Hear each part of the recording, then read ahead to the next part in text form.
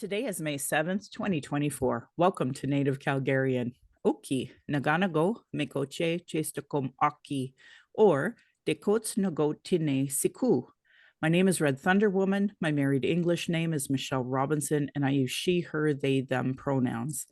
My Dene lineage roots me in the land of the Great Bear Lake tribe in Treaty 11. My people wore rabbit skin, so it's often been referred to as the land of the Hare people. I'm a native to Turtle Island, and my Dene Nation is uninvited to this area of Clincho Tine Indahe in Satu Dene, meaning many big dog town, named after the Calgary Stampede. I was born in Calgary, or in Blackfoot, Milkinstis, as Michelle Elliott, an English name that has afforded me privilege in an English colonial world. Acknowledging proximity to whiteness is important because the darker the skin, the more racism a person experiences. My mother is Northern Slavey Dene or Satu Dene, but my Indian Act and Post status card by the Canadian government says Yellowknives Dene. Through my father, I am a daughter of the Mayflower and a daughter of the American Revolution. Having a Canadian Indian Act and Post status card is a colonial construct by Canadian policies meant to divide Indigenous peoples' inherent rights. Indigenous Two-Spirit, or the Indigenous 2S LGBTQ community, and Indigenous women are at the bottom of the Canadian socioeconomic ladder because of colonial trauma, imposed poverty, racism, gendered violence, and land theft. According to the 2023 Quality of Life report from the Calgary Foundation, 31% of racialized Calgarians can't even find suitable employment. I'm not a social worker, nor am I an elder, nor do I speak on behalf of all Indigenous peoples, but I can share my journey as a Dene mother navigating this colonial, misogynistic, racist world in 2024.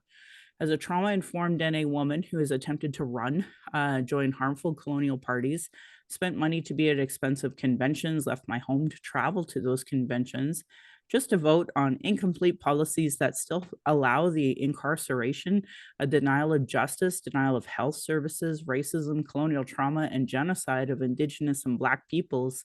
I have work to continue, reports to advocate for, an attempt to work within these systems that were meant to harm me and my community. I think of all of this today, and I hope we honor the many Indigenous lives lost for this so-called country named Canada. I hope you all see your role in the importance of stopping harm, and as a citizen, see your role in reconciliation and as a treaty partner. Pride Month should never be 1 month. It is important to understand that the straight agenda and gendered violence was and is forced on these lands by Christian outsiders. Land acknowledgements are critical for creating a safer space for Indigenous, as well as honoring the host as the so-called guest, acknowledging your role as a treaty partner in a so-called time of reconciliation. Can they be performative? Of course. It's important land acknowledgements have meaning. I encourage all people to introduce themselves with their acknowledgement of their ancestors, story of displacement, and how you perceive your role as a treaty partner, a citizen of Canada, a refugee, or other land displacement. So we as Indigenous peoples know how safe you are to be around. If you won't talk about Indigenous nations' names, won't say your pronouns, your story of origin, acknowledge stolen lands, acknowledge imposed economic oppression, or your role in reconciliation, I determine how safe you are to be around my community, my family, and myself, because we face the most colonial violence based on ignorance, or worse, willful anti-Indigenous biases. Understanding land acknowledgements and their importance is Indigenous 101 because it immediately addresses colonialism, oppression dynamics, broken treaties, and lies taught today in Canadian schools nationally. That's why settlers and those who call themselves Native Calgarians or whatever town you're from, you show me you have no Indigenous 101 understanding. Jesse Winty's book, Unreconciled, explains that perfectly, as do many Indigenous authored books. Land Back is a movement that could save the planet from climate change created by colonialism and capitalism, but it would be a part of a treaty partnership, part of meaningful reconciliation, and honoring global initiatives like the United Nations Declaration on the Rights of Indigenous Peoples. I'm speaking to you on the lands of the Niitsitapi, which is the Blackfoot Confederacy. The Blackfoot south of the imposed U.S.-Canadian border are the Blackfeet, and north of the border are the Siksika, Kainai, and Piikani of the Confederacy. These lands are Treaty 7, signed September 22nd, 1877, with signatures that include, of course, the Blackfoot Confederacy, the Goodstoney, formerly Wesley, Chiniki, Bearspaw Nations of the Stoney, and the Dene from Tsuut'ina. I acknowledge all First Nation, Métis, Inuit status and non-status across Turtle Island, as the keepers of these lands. All non-Indigenous are treaty partners, with the government signing on your behalf. My Patreon account is Native Calgarian, where you can pledge and support. Thank you, previous donors, for showing your support. If you value listening or watching and can afford to give, thank you. For those who cannot afford to give, I'd love to hear from you at nativeyyc@gmail.com, where you can send in your comments or questions. Also, giving a review helps, whatever medium you're listening from. I have a YouTube channel that you can go and subscribe. Go to nativecalgarian.com for the latest podcasts and pin posts on social media. And with that, I would love to welcome my guest. Doreen, would you like to introduce yourself in your way? Okay. Thank you so much for inviting me to your podcast. I'm from the Blood Tribe. My Blackfoot name is Sibanchgaki. And I'm from the Blood Tribe, like I said, but I'm also a residential school survivor. I was taken from my family at 5 years old and put in this school that was run by the Catholic nuns and priests. That the school was on the reserve, so that made it extra hard, knowing your parents were within reach, and yet you were never allowed to see them, talk to them, or anything. So for me, I always introduce myself and share what I feel, what they did to me, they stole my identity. They took my freedom, put me in the school that I didn't want to be. They took my name away. They gave me a number, and I never heard my name until I was about 11 or 12 years old. Then I was called my name.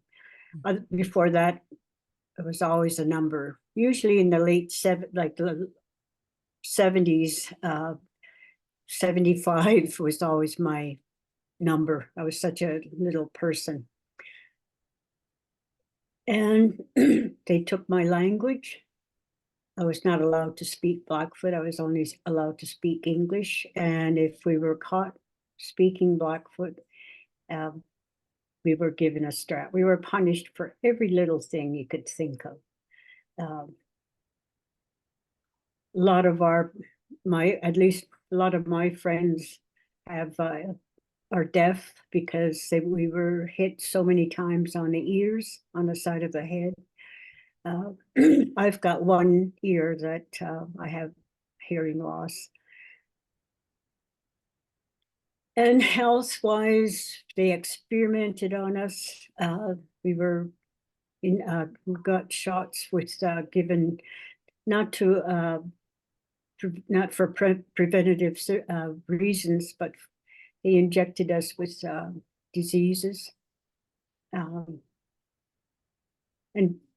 also the dentist would come once a month, and our teeth, there was no maintenance, just extraction without freezing. Like whatever you could think of that could hurt you, that they did that to us. So this is the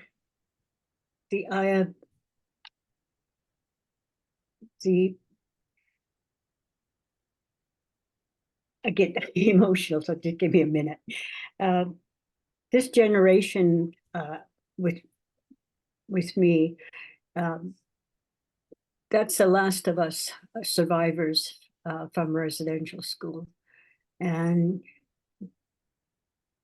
so it makes it even more crucial that we get a place here in Calgary for our people, and so that our elders can prepare the next generation to take over, because all our elders have their stories in their head, and so when they're gone, they take it with them. And so it's important that we have a place where our elders can feel comfortable and go and gather and work with the youth, the young people. So anyways, my given name is Doreen Healy. And after I had left residential school at the age of 14, I went to Lethbridge and finished my high school and got my business training. And why I chose Calgary, I have no idea. I was 17 years old when I came to Calgary. And I've been here ever since. I had three beautiful children. I recently lost my son and my daughter last year. And my one daughter is still with me. And I've got 4 beautiful granddaughters. And one is in Vancouver. Yeah, and one in Lethbridge. My son's girls are one Madison in Vancouver and Laura in Lethbridge. And she gave birth to a little boy in November last year. When we compared pictures of her dad and the baby, they were identical. Mm. That was my son reborn again. It was just identical. Anyways, and my daughter, Heather, that was Emery, my son, and my daughter, Heather, I lost in October last year, who was murdered. Her 2 beautiful daughters are here in Calgary, Isa and Kennedy. I'm really sorry, Doreen, of Oh, that. thank It's horrible, the amount of violence that our people experience here and the lack of justice. you. My deepest condolences, and not to mention sharing your as a residential school survivor. So I can't thank you enough for sharing all those things on from the bottom of my heart, and send my deepest condolences, and especially on behalf of my listeners. I know that it's important that they understand the gravity of when I'm talking about ongoing genocide, I mean it. And I think that I don't know if Canadians are just so heartless or blind, fragile. I don't know what the right word is there, but I see it every day. And somehow they magically do backflips to miss it. And I can't understand it. Even when they did the autopsy, again, the discrimination. The police told me that the autopsy was being done by 5 doctors, and all they did was concentrate on overdose because she was Native. She had dents in her skull. They didn't even deal with that. Yeah, And they their never do. conclusion was cause of death inconclusive. Yeah, it's beyond frustrating. I done too many vigils where this is Yeah, the same story over and over and over. And the yeah, fact that Canadians are a-okay with it just makes me want to spit. It's yeah. just disgusting. And I'm so The sorry. discrimination is Yep. so rampant and so alive. Yeah. Colonization is still so much alive, and Oh, that's to end. People have to start looking at us as human beings, just like agreed. everybody else. Yes. They've done enough damage to us, so it's time to start thinking differently about when they look at us. yes. Anyways, I'm dealing with my daughter, and I'm working with the city police, and they've been very, very cooperative. Uh, Chief Chief of Police Neufeld has been so cooperative, so supportive, and I I told him I wanted to give the city police protocols as to how to deal with our people when they find a body, Yeah. and this is spiritual wise, by doing a smudge and a prayer so that the spirit leaves and is not in shock and lost in that area, and protocols on how to deal with families, because again, I don't want another mother or a family to go through what I went through. Nobody contacted me to let me know anything. So it's really difficult. I had to reach out to the police before anyone would call me and let me know and try and answer some of my questions. Doreen, I'm going to apologize to you. I have tried to work with the police for 10 years. I have tried to tell them these exact things. Yeah. I have watched you and many other Indigenous families try so hard to tell the police, this is what you need to do. And they just don't change. They don't listen. Yeah. And I feel like they're committed to allowing you and some of the other families to say these things and no impetus to make real Yeah. meaningful change, They've even though, agreed to, they've agreed to implement the protocols. So we're working on them right now, and Dr. Croshoe is going to do a pipe ceremony oh, with good. the police and the elders to bless the protocols and then hand them over to uh, the police to implement. And Chief Neufeld has constantly and in writing committed to implementing those protocols. That's great. I hope I'm wrong. I hope he does it. I hope they do it.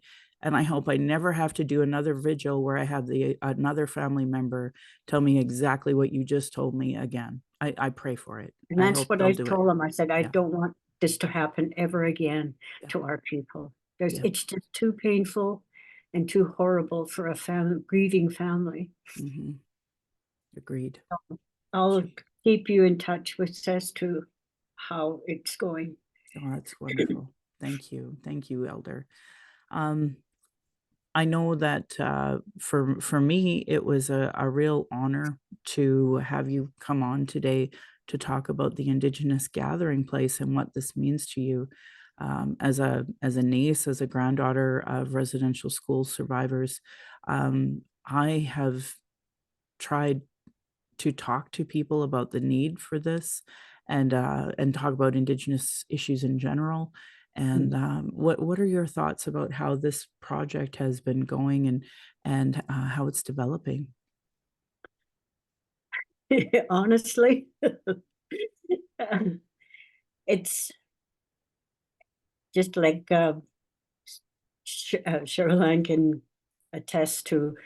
I am so frustrated, and at times I get really angry um, because we've been at the table with the city going on to 7 years now, Mm, and we're still at the point of, like, to me, it's like begging the city for a little piece of land. The first group that we worked with, they were just concerned about building a working relationship. And that was at the end of 5 years. So they wanted an MOU. We gave them an MOU. Reg Croshoe had a pipe ceremony to validate the MOU, and that was just specifically for our working relationship. And that was in December. Not this past December, the December before. mm. Come January, they came back to us and said, oh, we've hired 2 consultants to help us work on our relationship. Well, my blood pressure went up and I lost it. And unfortunately, sometimes I get carried away. I have a big mouth. Anyways, I told them that we're not here to build a working relationship. That's not the purpose of our being at the table. I said, I'm tired of chasing each other around the table. We're not getting anywhere. We are here for one reason and one reason only, and that's to get the land by the fort so we can build our gathering place, an Indigenous gathering place there for our people. I said, we've been here at the table for over 5 years now, and where are we? Mhm. Nowhere. And I made it clear to them also that that the group that we were working with were caught in a bureaucracy. It wasn't because they didn't want to help us, but they were caught in a bureaucracy that they couldn't make decisions, and that it was time to move on to the next level, and we needed to work with decision makers. Yeah. And then one of them spoke up after that and then said, I'm a decision maker. I said, well, why didn't you speak up rather than letting me go ranting on and on all this time? And thank God I asked Reg and his wife, Rose, to attend that meeting because I was so frustrated. And thank goodness Reg and his wife, Rose, both supported, backed up. They said exactly what they shared their frustrations, and they were very similar to mine. Mhm. So from that point on, the individual from the city that said she's a decision maker notified us that in February, they were going to have a vote with the mayor and her council to transfer some land to us. Mhm. That vote was 100% in favor. But when it came down to the staff, that's when everything just came to a halt. There hasn't been anything, maybe little bits and pieces that are happening, but there's always some excuse. So we got to do this. They gave us a whole list after the vote. They said they called it their homework, that they had to do our archaeology study, floodplain study, contamination levels. And my question was, you have the fort sitting there. You must have already done all of that, all those studies. Why are we having to do it again? Yeah. To me, it was just stalling tactics. And Yeah. I still think that. And I get so angry. My blood pressure goes up. And yet they said, well, we did a blessing of the area where they were going to drill to check the archaeological study. I've never heard back.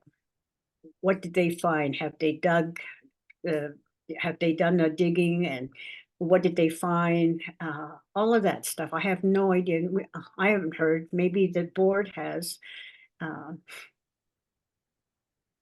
And yet the fort, within 15 months, they've got all this construction going. They're revamping the whole building. They're even assigning one area of the building specifically for our Indigenous people. Mm. And they've got all these big plans for outdoors. They're doing exactly what our plans are. So if they can do it that quickly, what's going on with us? If you really want to know what I think, And that's just my thinking, not IGP. I believe the city doesn't believe that we can build this building, run it, and be successful. And that's because we're Indians. Again, that discriminatory, the prejudice approach to us. Like I am getting so tired of all of that. I asked to meet, twice now I've asked to meet with the mayor. The first time I was told that she can't influence what the decisions that are made with the staff. So I backed off and I let it go. And then the second time I said I wanted to meet with her again because I want to know, I want some answers. I'm tired of all her staff saying different little things here and there. That's not good enough anymore. Mm-hmm.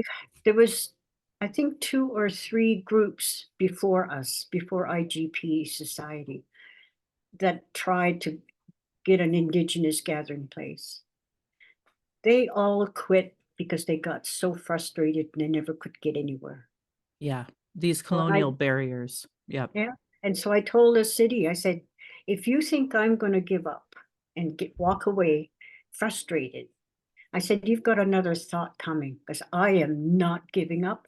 I am here and I am going to fight to my dying breath. I want that Indigenous gathering place, as enough is enough.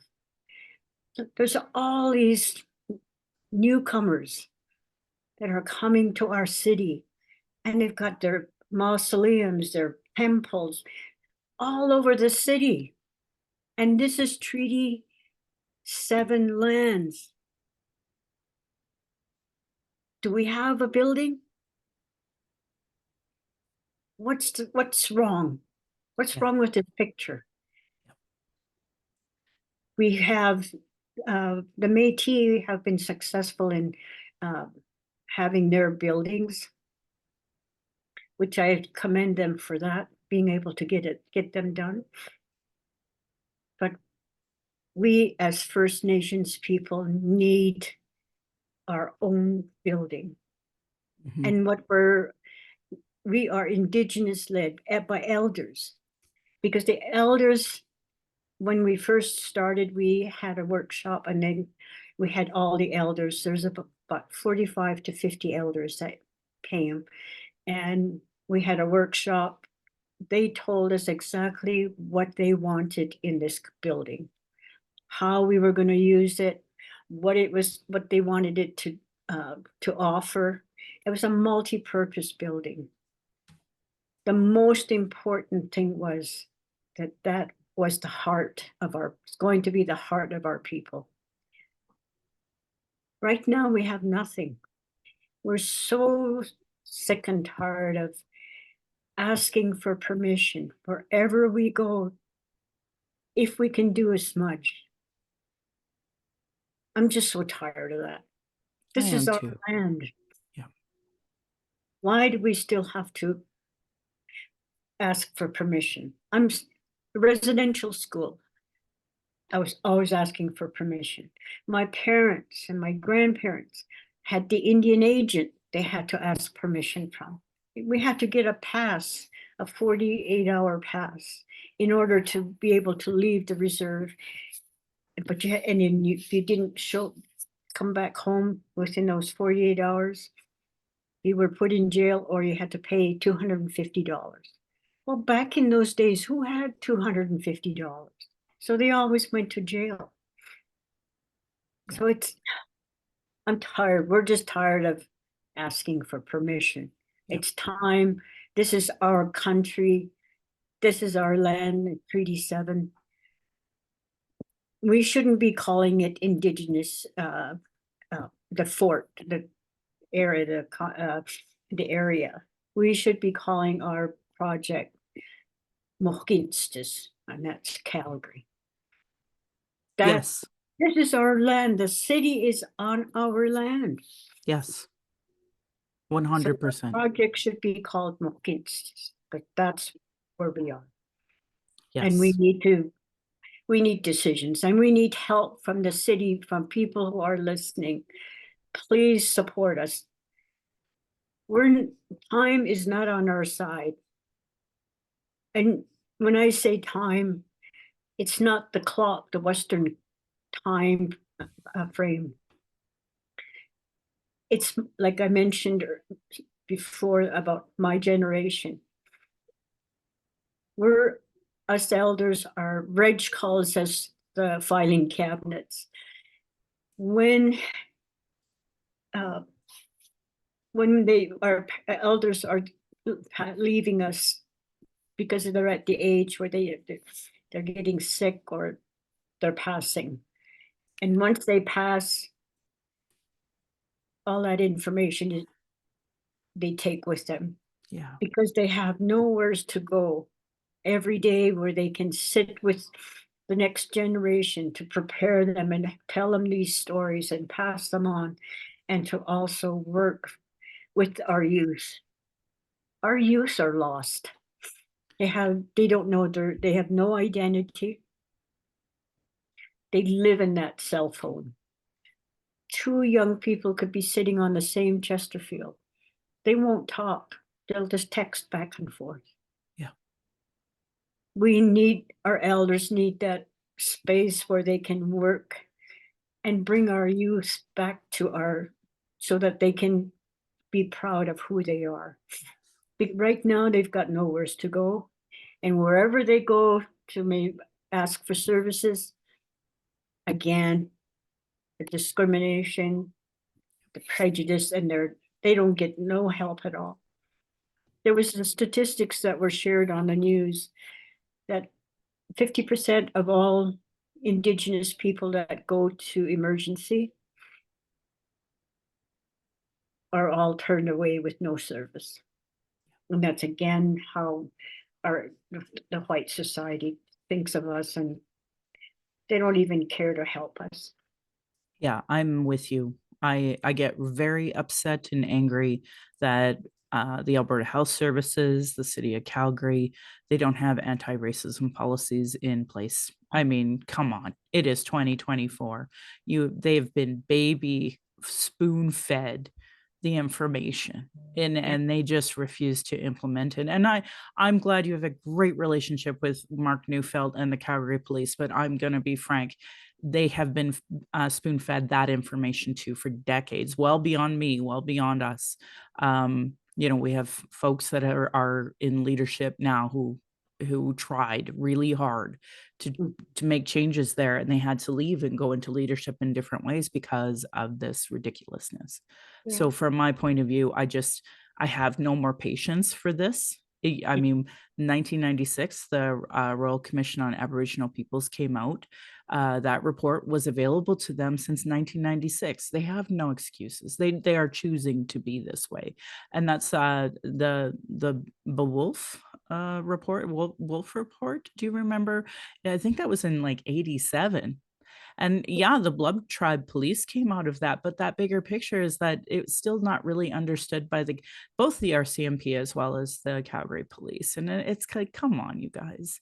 At a certain point, you just don't. How do you even engage with people who are committed to racism? So, I feel the same way. I think it's wrong that our children are not being taught their language. I think it's wrong that I can, practice any other religion. But like you said, I can't even smudge in most spaces. Yeah. And we've had to fight really hard for a long time to work with these organizations to get smudge in some of the places, just to have a new leadership change and have to do the process all over again. And I know they do these colonial barriers and exhaust us on purpose. I know they do that. And it's shameful on their part. They are poor treaty partners. So I know, Sass, you had your hand up at one point in time and you wanted to chime in. Would you like to add to what we're talking about here? Yeah, I'm always just fascinated. Oh, sorry, go ahead, Elder Doreen. I just wanted, at my age, I tend to forget stuff if I don't share it immediately. I just wanted to make sure that your listeners understand when we talk about this Indigenous Gathering Place, it's not going to be isolated to our people. It's for our people. This is will be their home. But it's a multi-purpose place. It could help our people for economic development, for learning, for arts and crafts, every area that you can think of, like conferences, workshops, all that learning. And it's open to everybody. Anyone who wants to know about us, learn about us, especially these newcomers. They have no idea who we are. We can educate them, and we can share our story. Because when I'm still working with the Alberta Energy Regulator, and I do sessions with them, telling them my story. And the IT group was, the majority were newcomers. And so when I finished, they were in shock because we had no idea that this is what happened to your people. All we ever were told was that Canada was the most beautiful country and welcoming everybody to come and live there. Yet they've got this dark secret.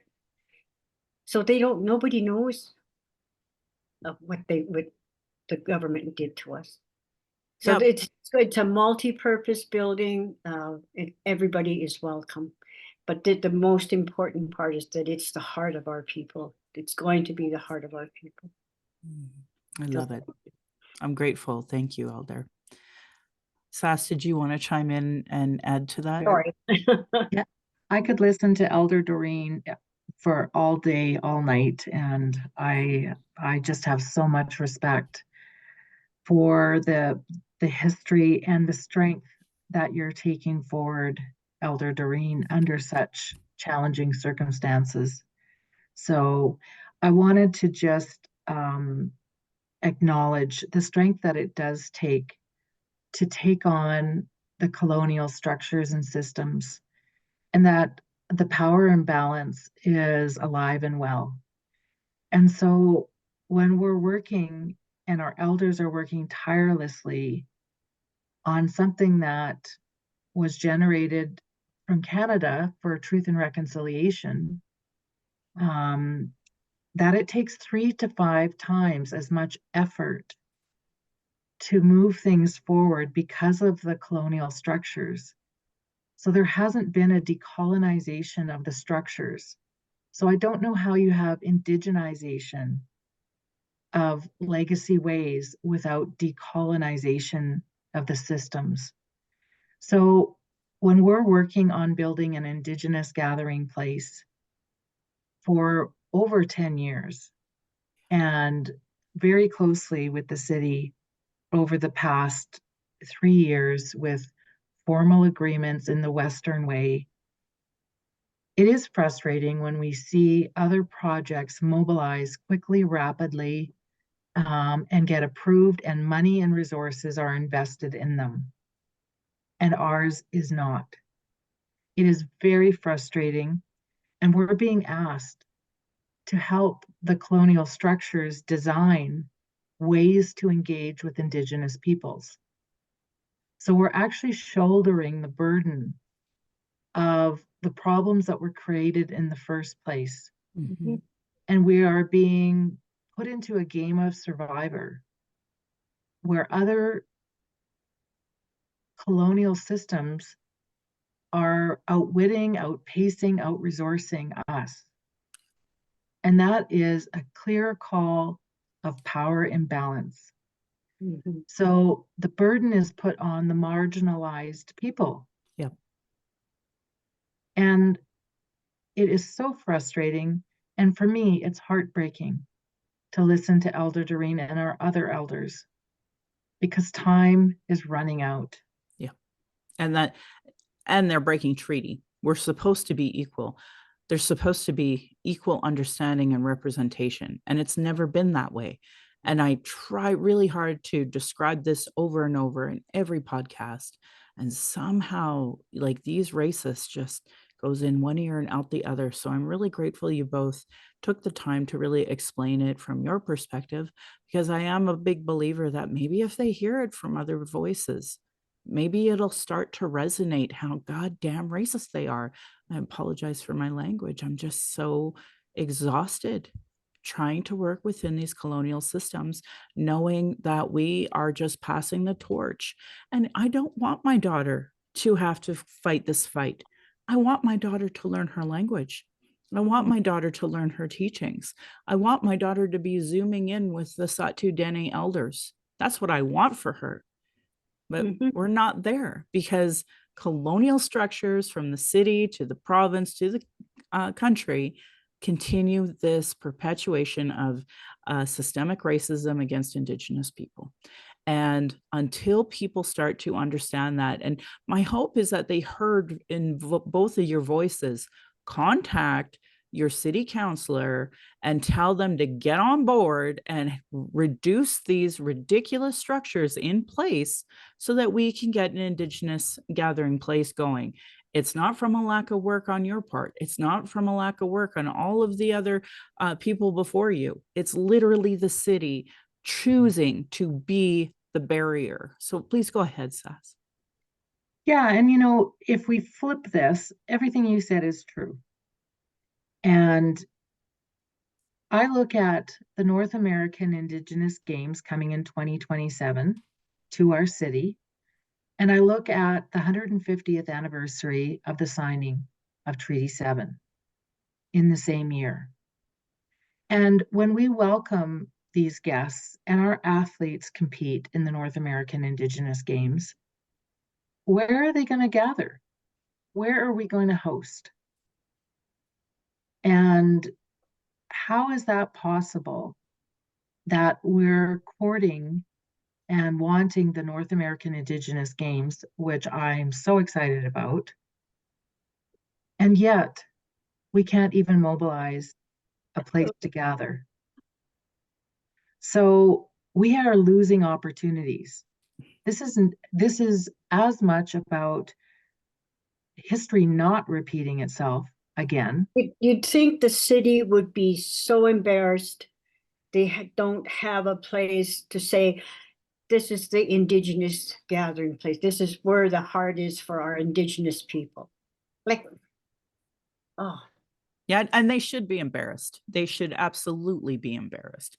2015 is when the TRC report came out, the National Inquiry report came out.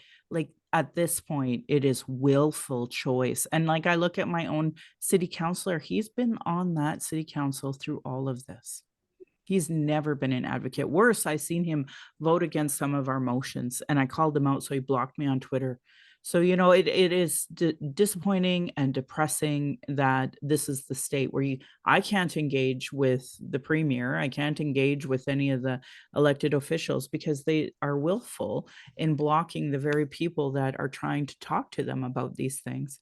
And they have no excuse at this point. It is willful. So my hope is that my listeners hear your message. Start supporting your website by signing up on your emails, and that they write their city councilors on what is going on. It is 2024. We're almost halfway through 2024. And the Indigenous Gathering Place, who's been working on this for years, is constantly being stalled by the city.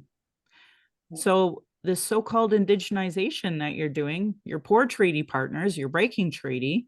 The very minimum you can do is help get this going and quit being the barrier and move it. I mean, the fact is we still don't have a permanent memorial up. And at least I know the Indigenous Committee has been doing that work at trying to get that going. But it is shameful.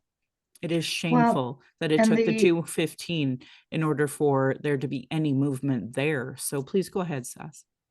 And the Indigenous, the residential school memorial is in process, as you know. However, it's city-led. Yes. So it's, what we're asking for repeatedly is resourcing, funding, support, removal of barriers, And we're not going to give up. You heard Elder Doreen. We were not going to stand down, stand in our truth. And it's as important for a vibrant, healthy city to have places that reflect the demographics of the people that live in it, as it is to honor treaty and to honor Indigenous peoples. So it is very important for our city. It's very important for our nations, our citizens, and quite frankly, for our country. Calgary is one of the largest, countries, and the only country or only city in the country without an Indigenous gathering place. Yeah, I know it's embarrassing. I want to be a proud Calgarian, but how can we with moments like this? But I am grateful we have a Metis Cree, a Dene on Blackfoot territory with a Dene or with a Blackfoot elder trying to push the city to do better. And I know you have a whole team behind you supporting you as well. And my hope is my listeners become part of your team and start doing that work of pushing, because we all know one white person, somehow their voice matters over 10 Indigenous people. So if one of you all listening are really serious about being good treaty partners, about reconciliation, write your city councilors.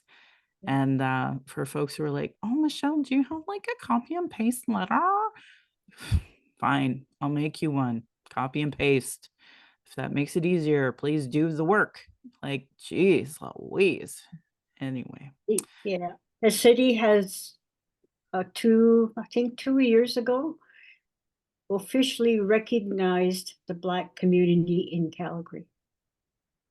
What about our people? Our people outnumber other groups. Demographics, yeah. Yeah, I was insulted. My listeners know how angry I was when they had those anti-racism hearings. And it was such a shock and horror to all of the counselors. And I thought, well, how dare you ignore all of the Indigenous people, all the elders who have told you already how racist and horrible it is for us. How dare you ignore our voices like that? So I was too angry to even participate, because I thought, you know better, and you choose to be like shock and horror about how racist it is in the city. And you needed non-Indigenous people to tell you that in order to like hear it. It was insulting. It was a slap in the face. Years of, people of folks like yourself telling the city, this is what happened here, and them totally ignoring you and going forward with new voices. And I'm so tired of it. I'm so sick of it. So they need to step up. If they're treaty partners, if they care about reconciliation, they need to do better. So thank you both. And I just want to, Doreen, I ask you if there was anything else you'd like to add today. Just basically ask your listeners and your followers to help us. Give us some support, whichever way you feel comfortable. We don't want to push you or force you to do something you're not comfortable with. I do. Be uncomfortable. That's how we feel all the time. Yeah. Yeah. But yeah, we need support. Let the city know that it's time for an Indigenous gathering place here in Mohkinstsis, our project, that we want it now, not 10 years from now. The time is not on our side. We need to have it now. Otherwise, we are going to lose all these beautiful stories that our elders have, that they want to share with our next generation and our young people. We need to bring them back so that they become proud of who they are, learn their language, learn their history, and they need to hold their head up and put those shoulders back instead of hiding in that cell phone because they have nowhere to go. We need this gathering place. I agree. So Thank you. thank you Doreen. so much for letting us air our frustration. But it is very frustrating and very grateful that the city police is working with me and very cooperative. And they are going to implement those protocols and how to work, how to deal with our people when they find a dead Indigenous person. So it had to take my beautiful daughter to wake me up. And It's not fair, but I don't Doreen. want it to be in vain. Yeah. We are going to implement those protocols so that another mother doesn't have to go through this. Doreen, till my dying breath, I will push for that. Till my dying breath, I will push for the 94 calls to action. Until my dying breath, I will call for this 231 calls to justice.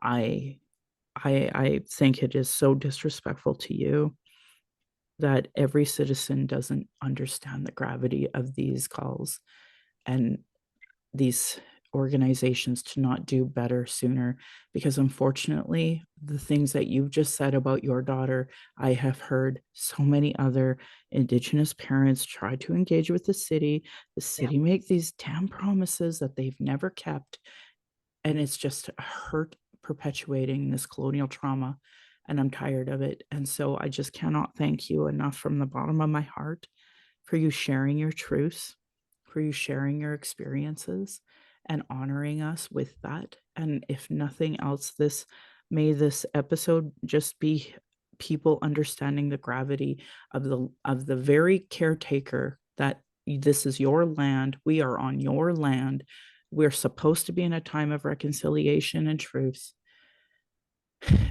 and you're here telling us we're not doing enough.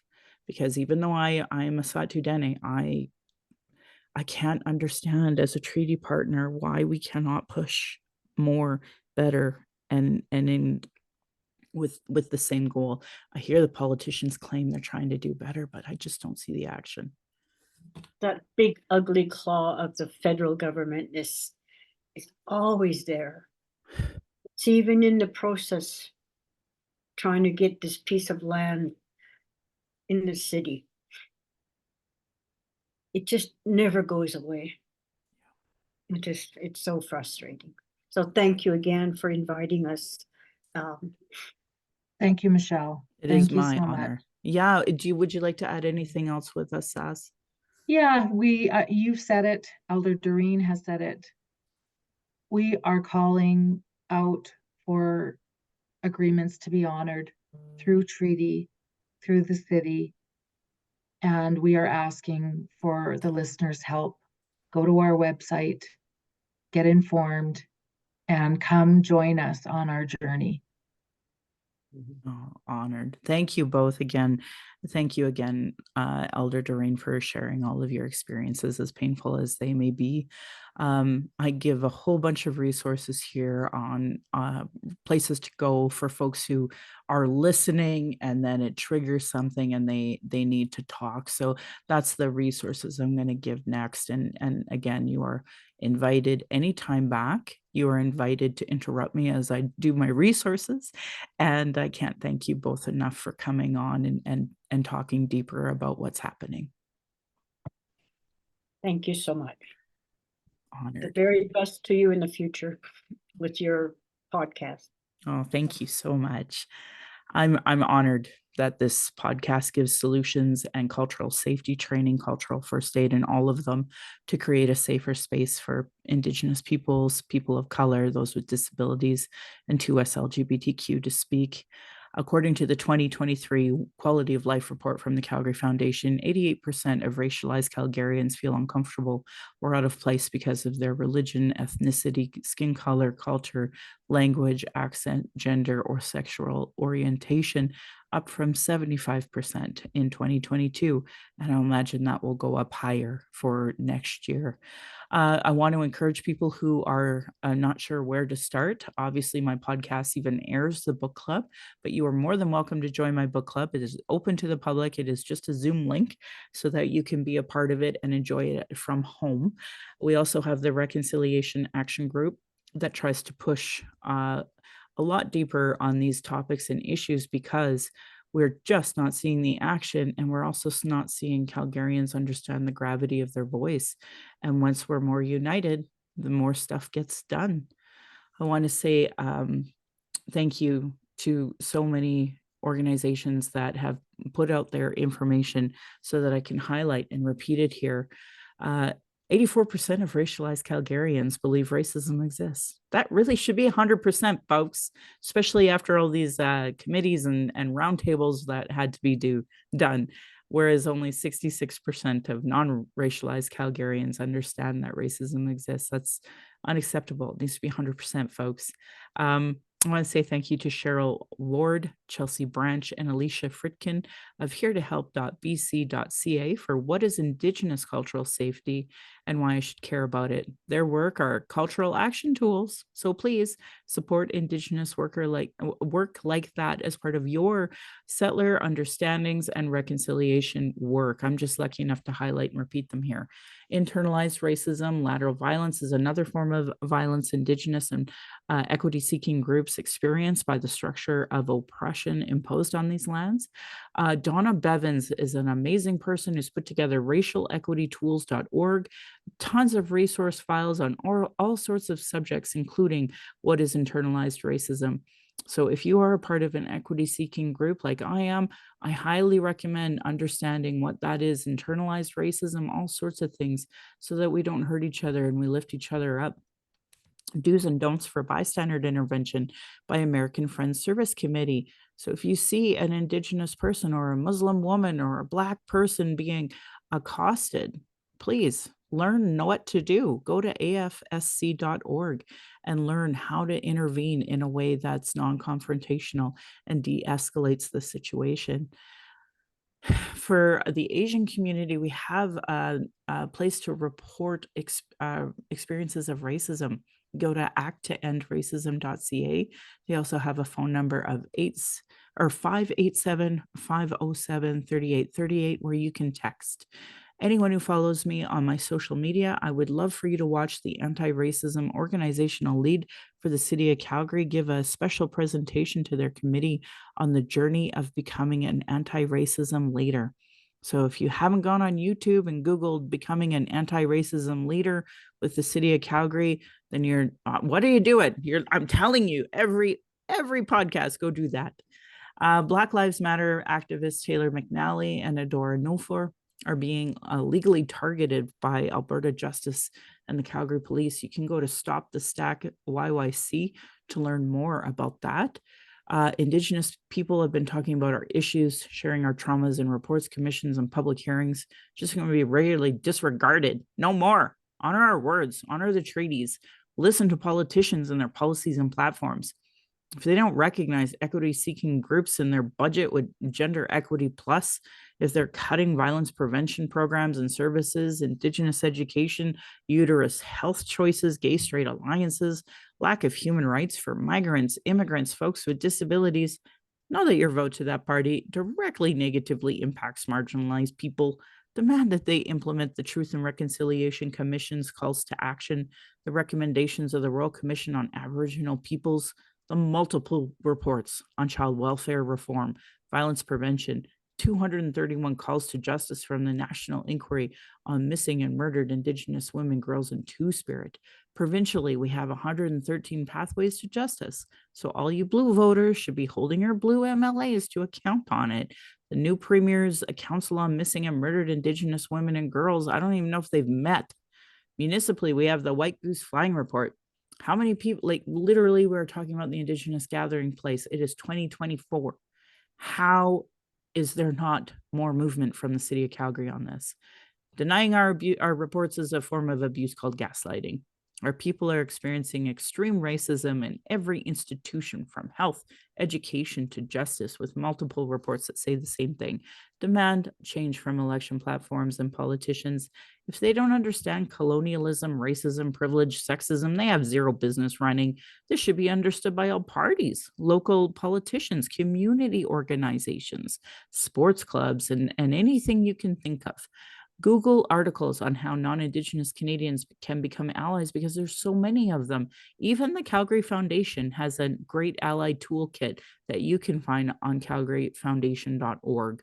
Stephanie Harp and I have talked in the past about signing up for the aboriginalalert.ca so that you can find out all of the Indigenous people missing in your area. The Missing Children Society of Canada also has an app that you can download. I really enjoyed womenshomelessness.ca's statement about the demand for urgent action to protect the lives of Indigenous women, girls, Two-Spirit, and gender diverse people experiencing homelessness. And just a quick update, I have had a friend that was sleeping on my couch for a month. He is housed. We are still working on trying to get his ex and their kids housed. I'm telling you, this is a real problem everywhere. Anyway, the overdose crisis is a major problem that we're experiencing nationally as well. Alberta's drug poisoning deaths are way too high. So if you know someone who is using substances, encourage them not to use alone. If they are using alone, there is the National Overdose Response Service at 888-688-NORS for support. They also have a Brave Doors and Lifeguard apps that you can download to make those safety plans so that you can stay alive, because you matter. I also strongly support Freedom's Path Recovery Society.ca. You can donate there. They are free. They have one-on-one addiction counseling services, group treatment for recovery in Calgary, are queer-friendly and anti-racist. Many of you have heard I've been also fully supporting Canada's first 2S LGBTQ addiction recovery center here in Calgary, called stonewallrecovery.ca. If you're experiencing emotional distress after anything we talked about today and need to talk, you can call the First Nation and Inuit Hope for Wellness helpline at 855-242-3310. It's toll free, open 24 hours a day, 7 days a week.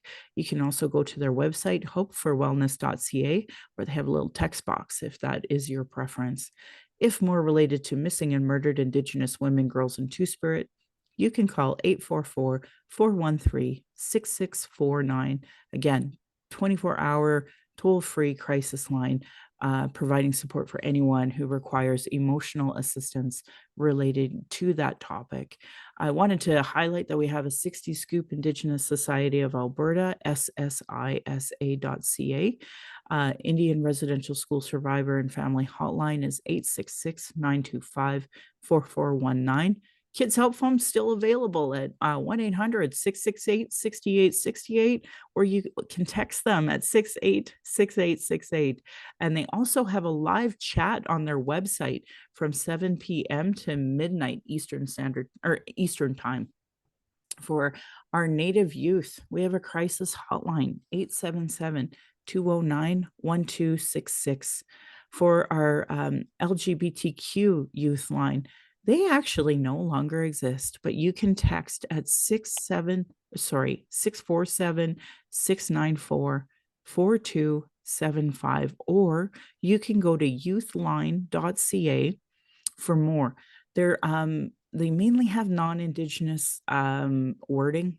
So I'm just gonna say, folks, I looked through their resources for Alberta. I have dealt with a lot of racism from the LGBTQ community, and some of the listed resources there I have as well. So for our Indigenous Two-Spirit, just know that it might be better for you to call Hope for Wellness or the MMIW G2 number so that you can get more culturally supportive and understanding resources. For non-Indigenous, of course, distress center lines in your area, usually a functioning 211, and then the new national number of 988, and you can also text 988, or you can go to 988.ca. Toronto also has an Indigenous-led crisis a response pilot led by Two-Spirit people of First Nations in partnership with 2 other organizations. The Indigenous-led crisis response team responds to mental health crises and wellness checks for individuals located in Division 14. Just call 211 if you are in that area, or find out more at the number 2 spirits.org. In the States, my Two-Spirit kin, you can call the Strong Hearts Helpline at .org or 1-844-7-NATIVE, 1-844-762-8433. itgetsbettercanada.org has tons of resources for 2S LGBTQ. Again, warning, it's not necessarily QT BIPOC friendly, and a lot of them still don't practice anti-racism or have Indigenous education. So violence is my everyday reality. Every Indigenous generation has faced it. This is self-care, how I take my power back. It's why I started my podcast, to speak freely without interruption, without tone police, leadership shaming, gaslighting questions, as many people don't want to hear our Indigenous opinions, but sure want to tell us theirs, usually by people who know nothing about us in colonialism, the constant surveillance of our people, our protests, our vigil, and our rights. I and many others share info on microaggressions daily, so it's just unacceptable. Learn about being trauma informed. Folks like me are dealing with internalized racism, gatekeeping, folks that survive off the status quo, or other folks who are just so in their trauma they stop us from doing the work and deplete personal resources. Internal and external racism is an everyday reality for oppressed folks, Indigenous folks with disabilities, to QT BIPOC and more. Masicho to my ancestors, to my granny and my mom, of what strength looks like through your example. I want to thank my dad for teaching me to be strong and blunt, my stepmom for showing me what a proud culture is through her Austrian family and roots, and stepping up to teach me to be a proud Calgarian. It's through her I am a second generation Calgarian. Thank you to my husband, Darcy. He produces and edits the show on top of being my husband, childhood friend, father of our child, and support down my journey of the Red Road. He has witnessed decades of racism and sexism. And to our child, we are blessed to learn from you daily, and we are honored you chose us. You give me daily accountability to be a better and stronger person. I hope that my daughter and my family will be proud in the future of us trying to discuss these present day issues. I also want to honor the Blackfoot elders and members if they've been so kind to me on my Red Road journey. Elder Red Crane taught me how to pronounce my spirit name in Blackfoot, and Leonard Kenny taught me how to pronounce it in Satu Dene. My humblest apologies to the Blackfoot and Dene elders and language keepers as I try to learn proper pronunciation. My Patreon account is Native Calgarian, where you can pledge and support. Thank you to my previous donors for showing your support. If you value listening or watching and can afford to give, thank you. For those who cannot afford to give, I would love to hear from you at nativeyyc@gmail.com, where you can send in your comments or your questions. I also have a YouTube channel that you can go and subscribe and see the beautiful face of Elder Doreen. You can go to nativecalgarian.com for the latest podcasts and pin posts on social media. One of the last things I've been trying to do is talk about touch grass moments, because there's so many dark things that I talk about and that we see on social media and media. So touching grass is an expression to reconnect to the world, not focus too much on the screens, as Elder Doreen talked about today. So I would love to hear about yours. I just wanted to give a shout out to the Calgary Expo. I love going to that every year. In our brokest moment, we bought a family pass for Sunday, and we got to witness the cast of Avatar do a panel discussion. And for my family, who are massive, massive Avatar fans, it was just a dream come true. So that's kind of a touch grass story I'd love to leave with you. And I also want to end by giving side eye to those Calgary rabbits. You're lucky I'm not your dish. And my beautiful cousin would respond, or yeah, be in my dish. Thanks, folks, for listening.